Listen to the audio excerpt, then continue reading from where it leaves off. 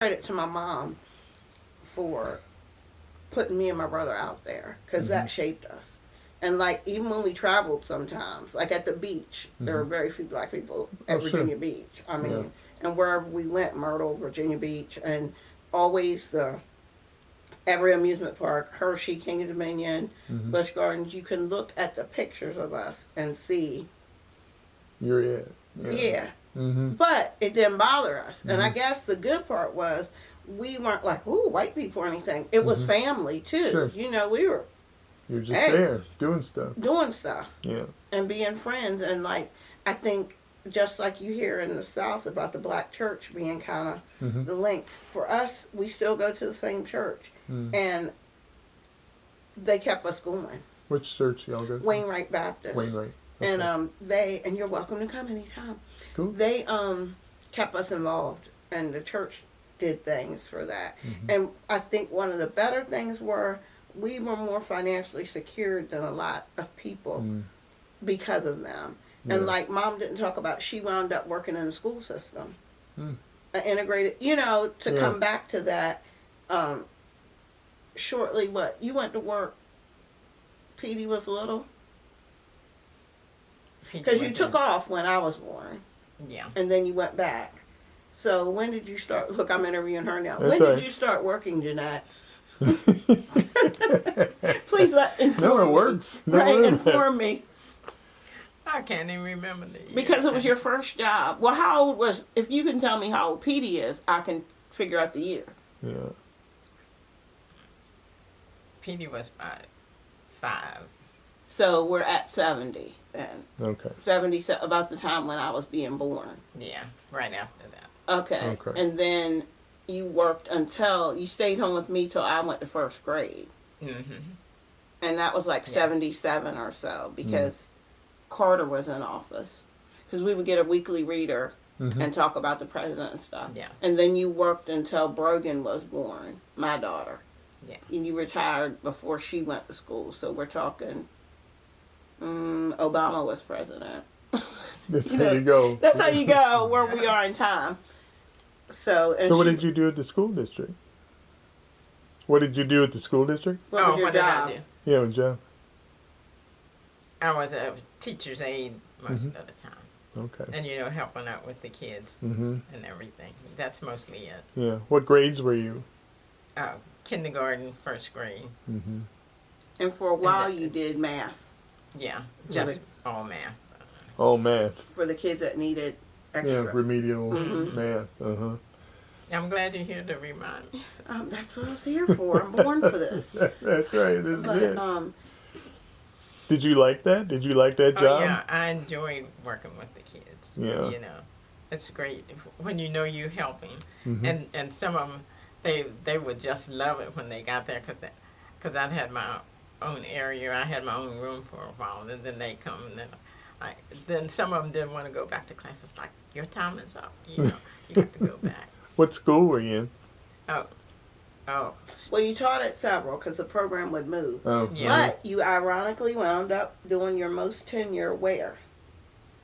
I did Ranson, Charlestown, and no, you did Ranson, you did South, you were on the mountain for a little while. Yeah. But where did you do your longest stretch? This is the irony. Come on, Mom. Really? South Jet? No, Paige Jackson. Paige Jackson. Really? That's what I was getting ready to say. When they named the elementary school after them, and Yeah. that's where she was. Wow. For most of her teaching career. Yeah. And Dot Taylor, Mr. Taylor's wife, did her tenure there. Wow. So I just thought that kind of comes full circle. Your school closed, but the elementary school was named after Paige Jackson. Mr. Page and Mr. Jackson. Did you think of that as at the time when you went to work at Paige Jackson? You said, well, I graduated from Paige Jackson. I didn't. At the time. Not at the time. Yeah. But, you know, as it comes around, it's like, oh, okay. And then I attended and my daughter attended. And it meant something to me. You know, and then my daughter was really like, I'm going to Paige Jackson too. And we're like, that's not the Paige Jackson, but it's whatever works for you. It's related. That's right. It works. It does work. You're not a Spartan, but you're good. Yeah, you're there. Yeah, yeah. Very cool. Now I was wondering about, and I've talked to George Rutherford, and I talked to Jim when Jim was still alive, and Mr. Tolbert a little bit when he was still alive. And it was, you sort of touched on it a little bit, that where the activism wasn't to a higher level. Was it because, I don't know why it was because was it, there were so many families that had been here so long, and a lot of it was agricultural based, and they were related. There's so many, look at the Ropers, look at, there's so many, it's like, what was it here that was different? Because I remember talking to George, and when he was teaching in Berryville, and he wanted to raise all kinds of ruckus there, and they said, you got to go. And he's down in Josephine, teaching down there, and he says, you got to go. You're raising too much noise. So it was like, what about Jefferson County was it that it didn't become a hot spot? I think we all just got along. Yeah. And like my other granddaddy worked at the quarry in Bakerton. Mm-hmm. Nobody had any more than anybody else. So why am I going to judge you? Mm-hmm. We're in it together. Yeah. If we don't get quota, we don't get paid. Yeah. And, they lived on a 10 row, which was all these 10 little company houses. Mm-hmm. And my dad said, you ate here, you did this. I always felt like if we can do it here, why couldn't they do it everywhere else? Mm-hmm. I don't know. How did you feel about that, Mom? About which? The racism, like how Jefferson County was so insulated to it. There were no big. I remember you told me how Mr. Rutherford, Mr. Talbert would set us to jail, though. When you can tell him, they go down there to, try to help the ones. Of course, a lot of times there'd be more black people in jail than it would be white, for just no reason at all. Mm-hmm. But they would be there to let them know, to see their bodies, and that they're working on it. and they would stay to make sure they were processed properly and sit there. But I think it's funny that Mr. Rutherford and Mr. Talbert, though, a lot of times traveled to different parts of the state dealing with their issues and not so much here. Yeah. There was a lot more NAACP and they went around to help. Making sure that people got fair wages and stuff, and not getting cheated, when they were purchasing things and stuff like that. So that's the only stories I can remember Mr. Talbert telling me about, and there would be like a quiet protest. Like they knew that Whitmore Lumber Company sometimes was charging blacks more for things, and so they stopped going. A quiet protest. We're not gonna, out there burning anything. Right. They were just, we're not gonna, we just won't come back. We just won't come back. Yeah. And sometimes through the church you would hear, we're not doing that. Don't go to, whatever. So it was subtle but effective, I guess was what I would say. Yeah. But more in the vein of Dr. King rather than somebody else. You don't have to be loud. Right. And the community knew their names. If you heard George Rutherford or Jim Taylor or Mr. Talbert is coming. Talbert, or, right. that they're good people and they're coming for a purpose. Mm-hmm. And it's only to help. Right. Their reputations were stellar. Right. And the thing is, there's nobody to step into those shoes. Mr. Rutherford's the last man standing. I know. But and he'll tell you. Nobody to step in. But I know myself, as a college student traveling throughout the state, I went to school in Charleston, but I would have to student teach and go make presentations at other schools, and it wasn't always kind. I remember going to Sisterville, and I think it was good for me to experience it because it's mystical until you experience. Yeah. So when I was in it, no, I didn't think it was a good thing. But when I look back, I came from this protected community, which I'm extremely grateful for. But I experienced it's not a myth, it's real. Yeah. And you'll never believe what I had to go talk about. What? John Brown's raid. Oh. And I'm like, And you're wondering why they make I'm noise. like, oh God, I got 150 white kids. They're already racist. And I got to talk about John Brown's raid and slavery. Okay, Lord, here we go. There's a test. But at the end of it, some people came and were so nice and didn't even realize things in history had actually happened in West Virginia and how significant. So it was like, okay, but you know, I was 19. That was a lot. And you know, I told Mom when I came in and I was a park ranger, they weren't expecting me. Not even at all. And they weren't subtle about it. I mean, expressions, everything. But at the end of the series, we got through it.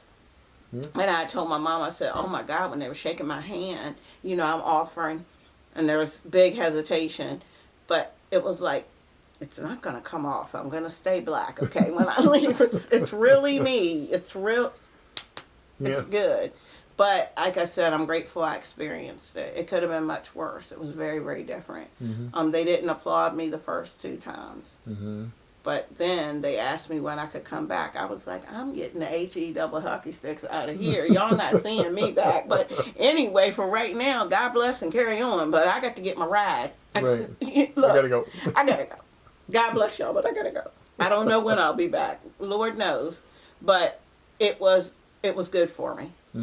Because the whole world didn't like that, you know, and I needed to see that, and it helped me. But yeah, it was interesting. That sort of why I asked about travel, because you can get a very particular view of the world if you stay in the county borders, right? Oh yeah. If you don't get out and see, I mean, if you've been to Hershey, you've been to the beach. Well, they would take us, my brother in particular, to Dulles Airport a lot because he really liked the planes. So they would go there, and like Mom was good about when we went. We didn't just get to go to Lakeland or the music park. If there was a national park in the area, we went and walked through that and learned something. So we were out in these communities and going to restaurants and things like that, and like visiting Washington D.C. and learning about some of the things that happened there. Like it wasn't just go see the monument. It was there was a race riot here, there was a shooting here and things. And sometimes me and my brother would be like, no one, like like whatever, you know, we're chasing pigeons while they're telling us something. But they took us to different places too to experience that. And we never had an incident, but we always were a lot of times the only one. Or maybe the one of another family, and then we're looking at each other like, hey, you're here, we're here, hey, it's cool. Hey, look at us. But it didn't stop them from getting us educated and worldly and things like that. And I think they were brave for that even then, you know. And I mean, being born in 71 and realizing in Boston they weren't yet integrated. That's incredible to me. And like when I would grow up researching, and I'm like, I was 5 years old and they still hadn't. So when I was telling you about my daughter experiencing this in small towns, it's still there. Oh yeah. Very prevalent. And I was a little bit outspoken, would you say? Yes. I can't imagine. I know, it's a stretch, but bear with me. And when I went away to a historically black college, I got all this invigoration from my peers. And, you know, what? I came home, I thought it was Angela Davis. Like, oh, this is... And I was noisy. Yeah, for a while. No afro or anything, heavens no. But I was noisy for a while because I had gained this knowledge. And I felt empowered being at a black college because I hadn't had that. You know, being in advanced placement classes, it was me and Adele Braxton. Like, you know, and here I was in my first chemistry class, and oh my God, everybody's brown. What is going on? Because I was this country girl then compared to that. Yeah. And then experiencing the discrimination because I was from Jefferson County from other West Virginians. Really? Oh, heavens yes. They do not like Jefferson County. You go down there for the sports, they're against the county. And we've talked about that. That Jefferson County's reputation, y'all think y'all are better. Y'all, you know, you got your buildings because also we had no accent. Right. You know? What are you talking about? And I used to be so offended by the West Virginia jokes because that wasn't what I was living. But when I went away, oh, I see what they're talking about now. You know, okie dokie. One bus ride down to the mall and every stereotypical, every joke was true. Was true. I was like, wow. I mean, I was in Dunbar, and there's a town called Nitro, not too far away from it, named after the nitroglycerin that they kept in the caves, and they were still having Klan meetings. And I saw a flyer, and it gets me, I'm sorry, getting emotional. I couldn't believe it. This is 1990. You know, I went there in 89, and I'm like, what in the world? Yeah. Where am I? What planet, right? What time? And the black residents had a level of complacency that was disturbing. Yeah. Like, you wanted to say, this is not okay. What is wrong with y'all? Yeah. But they had nobody. And I couldn't believe that it was acceptable. Yeah.